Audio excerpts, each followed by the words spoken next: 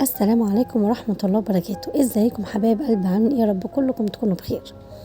صباح الفل او مساء الخير على احلى متابعين ليا في الدنيا كلها، على حسب طبعا التوقيت المحلي اللي انتوا بتشوفوا فيه الفيديو. النهارده زي ما انتم شايفين كده احنا عاملين عظمه، حاجه كده حلوه جدا، تنفع معاكي فطار او غدا او للرحلات، او لو انت في قلب مصيف وعايزه تنجزي وتعملي اي حاجه سريعه للاولاد. يعني حاجه كده هنقدر نقول عليها ان هي بديل للكريب او فطير الطاسه، بس عاملينها بمكونات كلها في البيت ولمينا كل بواقي التلاجة. يلا بينا نشوف مقاديرنا. احنا معانا 500 كيلو من الطحين او الدقيق على حسب ما انتم مسمينه في بلدكم او الدولة اللي انتم بتشوفوني منها. حابة تكتر الكمية على حسب كمية الحشو اللي عندك يبقى تعملي كيلو دقيق، حابة تقللي عن 500 جرام برضو براحتك على حسب الحشو. هنحط على الحشو بتاعنا رشة من الملح ومعلقة واحدة بس من السكر. لو انت حابة تعملي الفطير بتاعنا حلو يبقى هتزودي نسبة السكر شوية. هنقلبهم في بعضهم كويس وبعد كده هننزل عليهم بالمية الدافية تدريجيا. هنا هو مية انا كنت غليها وكنت حطاها في قلب الكتل، يعني سبتها كمان تبرد شوية، يعني مية فترة كده اشد من دمعة العين شوية. هنا احنا عجناها بس للأسف النور عندي كان قاطع واضطريت ان احنا ننور بالكشاف. عملنا العجينة بتاعتنا زي ما انتم شايفين كده، عجينة ما بتلزقش في الايد خالص، وفردناها كده اكنها رول وقطعناها قطع متساوية. طبعا انا هنا طبعا بصور بايد وشغالة بالايد التانية، فاعذروني يا جماعة معلش. هنبتدي ان احنا نكورها كور كده على حسب حجم العجين اللي احنا مقطعينه. علشان خاطر نسيبها ترتاح انا على البلانشة بتاعتي رشيت عليها سنة من الدقيق، وهسيب الفطاير بتاعتي ان هي ترتاح عليها. انا بس محضر الحشوة هبتدي ان انا اشتغل في الفطاير بتاعتي. زي ما انتم شايفين كده انا بمسك كورة ان انا اعملها قطعة ان انا اعملها زي الكورة بالطريقة ديت، علشان خاطر اضمن معايا ان هي وش الفطيرة بتاعتي يكون متساوي. في ناس بتحط وش العجين بتاعها مش متساوي، فلما بتيجي تفرد بتلاقي ان بتحصل تقطعات في قلب العجينة بتاعتك، او العجينة بتاعتي يبقى وشها مكرمش كده اللي هو بيبقى فيه زي قشف. طبعا انا في الفترة دي بعد ما خلصت كل حاجة هروح ماسكاها مغطياها فوطة. نص كيلو من الدقيق عمل لي كمية حلوة من الفطاير بتاعتي. هنا عندي بصلاية حطيتها وفرمتها في قلب المفرمة. على فكرة المفرمة دي حلوة جدا جدا يا بنات، هي سعرها مش غالي قوي بس فعلا منجزة جدا جدا، وحبيتها في كل الاكلات بتاعتي، بعمل بيها فعلا كل حاجة. فرمت البصلاية بتاعتي ناعم جدا، مش عايزة البصلة بتاعتي تكون خشنة عشان انا مش عايزة البصل بتاعي يبان في الحشو خالص.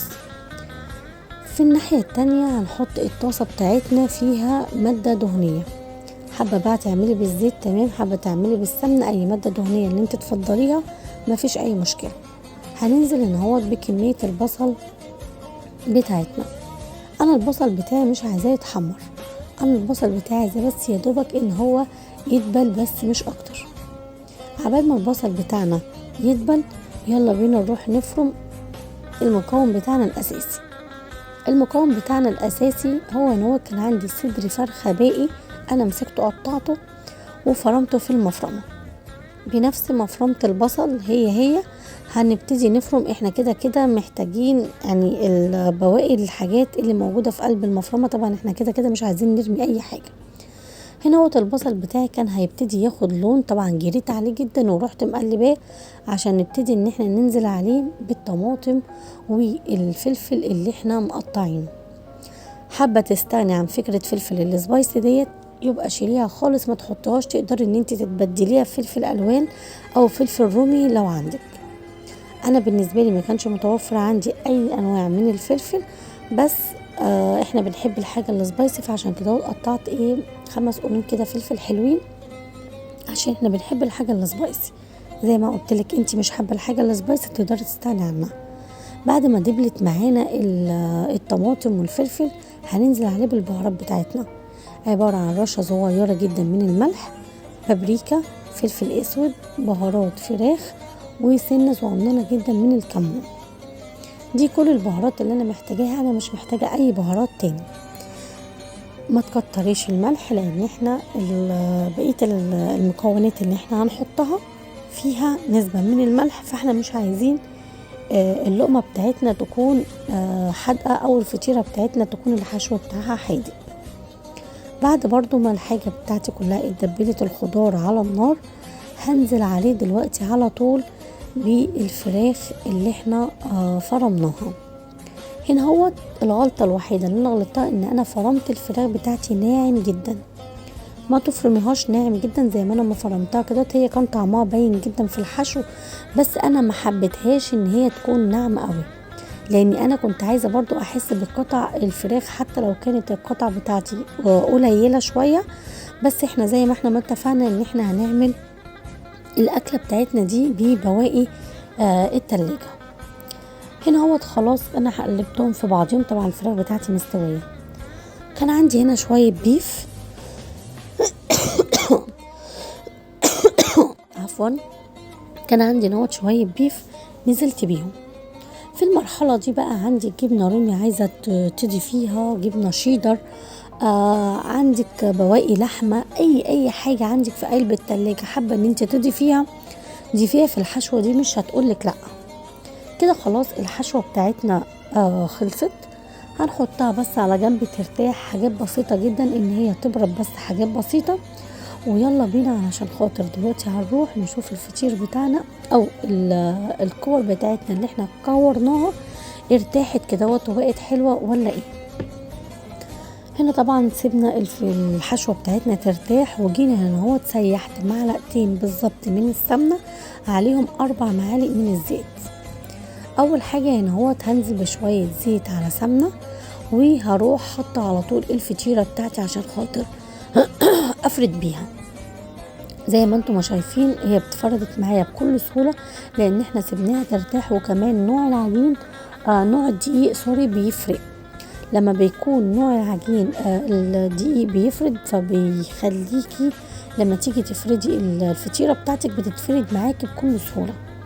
زي ما انتم شايفين انا شغالة بايد واحدة بس فعلا العجينة معايا فرقت جدا جدا جدا لانها ارتاحت كويس، ونوع الدقيق بتاعي كان كويس، فعشان كده الفطيرة بتاعتي اتفردت معايا على طول. وتلاقيها حتى ما بتتقطعش، حتى لو اتقطعت معانا حتت بسيطة مش مشكلة، كل ده بيتدارى. هنا هو سبت اللي في النص تخينة سنة بسيطة، انما كل الاطراف خليتها رفيعة جدا زي ما انتم ما شايفين كده الاطراف بتاعتي رفيعة جدا جدا جدا، انما في النص سيبناها تخينة شوية عشان خاطر بس تستحمل الحشوة اللي احنا هنحطها. بعد ما فردناها كده هنجيب سنة زيت صغيرة كده على سمنة، وهنحط بيها في نص الفطيرة بتاعتنا، وهننزل بقى بالحشو. قلتلك الحشو اللي انت تحبيه، حابة تحطي كاستر، حابة تحطي سكر بودرة عشان خاطر السكر الخشن مش هيدوب معانا حلو عشان احنا عاملينها على النار مش في الفرن، تمام. حابة تحطي مهلبية، حابة تحطي اي اللي انت تحطيه حلو وحادق. الحشوة دي كلها لعبتك انت.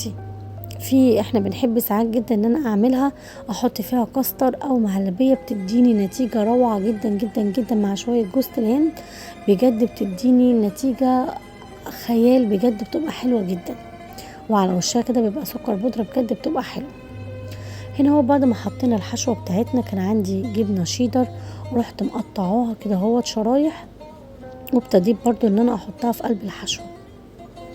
طريقة التقفيل هنقفلها، مش عايزة اغطي الحشوة كلها، لا انا عايزة احط نص الطرف على نص الحشوة، النص التاني برضو احطه على الطرف. انا مش عايزة العجين يبقى راكب على بعضه علشان خاطر لما اجي اساوي ما تطلعش عندي حتة مستوية وحتة تكون لا. زي ما انتم ما شايفين كده حطيت كده الطرف على الطرف، حاجات بسيطة، مش عايزة ان انا اركبهم الاطراف على بعضيها. لو عندك اي زيادات تقدري تقطعيها بالسكينة وهتركنيها على جنب، مش هنرميها، بالعكس هنعملها كده في فطيرة صغيرة. بس ما عندي كانش عندي ولا فطيرة فيها زيادة الا دي بس، فانا عملتها كده على الطاسة من فوق، كان طعمها حلو جدا من غير حشو من غير اي حاجة.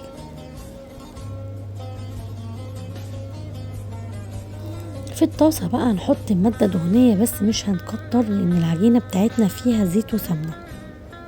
هي حتة صغننة جدا كده حطيناها، وهي ديت اللي احنا هنكمل بيها بقية الفطاير بتاعتي، فانا مش هكتر. هنحطها كده على الوش ديت، هتاخد لون بسيط جدا ما بتكملش ثواني يا جماعه. وانت بتعمليها لو انت حسيتي ان هي عايزه تتفرد معاكي شويه، هنبتدي ان احنا نفردها على الطاسه، ما بتاخدش ثواني، وهنبتدي نقلبها على الوش التاني. بجد طعمها بيبقى روعه. هنعمل واحده تاني كده. خلاص النور جيت، وابتديت بقى ان انا اسيب التليفون بالطريقه دي زي ما انتم شايفين، وهنقفل. الفطاير بتاعتي عملتها طبعا سريعه جدا جدا، زي ما قلت لكم انا مش هحط لا زيت ولا سمنه تاني على الفطاير زي ما انتم شايفين. وكده خلاص الكميه بتاعتي، كميه الفطاير بتاعتي خلصت، وبجد كانت حلوه جدا جدا جدا، وكان عشاء سريع قوي وخفيف. تقدروا بقى الكاتشب والمايونيز، او حابين تعملوا جنب منها سلطه طحينه او سلطه خضراء، تقدروا تعملوا اللي انتوا عايزينه. بجد كان طعمها روعه جدا، وشايفين زي ما انتم شايفين مورقه، وكانت حلوه جدا جدا جدا.